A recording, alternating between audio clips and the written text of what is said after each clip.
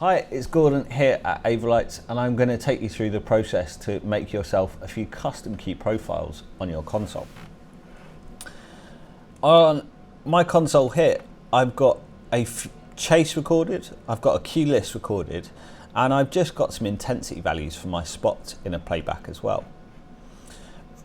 By default, all of the blue buttons on your console are going to work as swap buttons. So they're going to swap all the information that's currently coming out of your console with just the information that's stored inside this playback. By default, the flash buttons are going to temporarily add that information in to whatever's coming out of your console as it stands.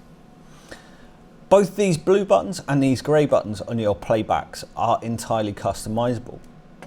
And indeed, on a Sapphire, you have an additional button on every single playback, which is the black button.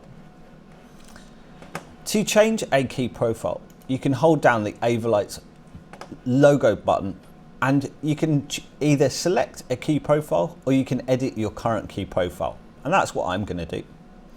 If I tap edit current key profile and I'm using one that's already stored inside Titan, it's going to show me this message. The current profile is not editable. Please select or add another.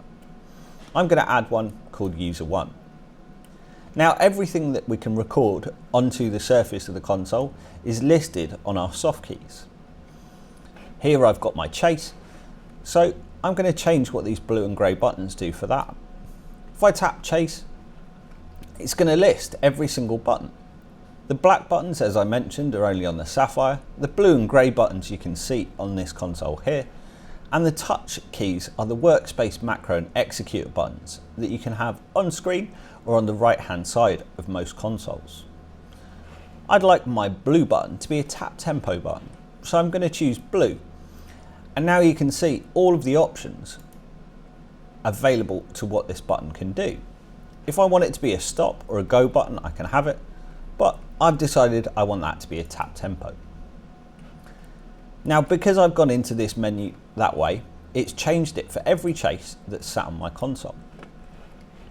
You can see at the moment this chase is currently at 60 BPM. If I click on that very quickly, you can see it's now running at 282. So as soon as I fire that playback, it's going to run at this new speed. If ever I want to click and slow it down, then I can just use that blue button. Some of the options for key profiles can be really useful. If I hold down the Avolites button once again and edit the current key profile, I might decide to change what my buttons do on my cue list. I might want the blue key to be a go back button and the grey key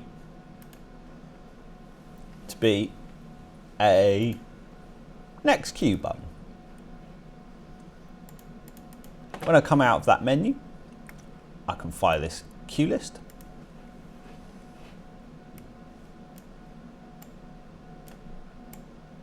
And it's going to work like so.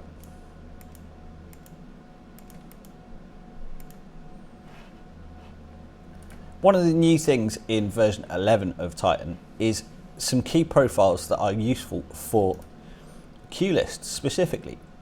If I say edit current key profile, cue lists, I can choose whether I want the blue button to be a flash and go or a timed flash and go.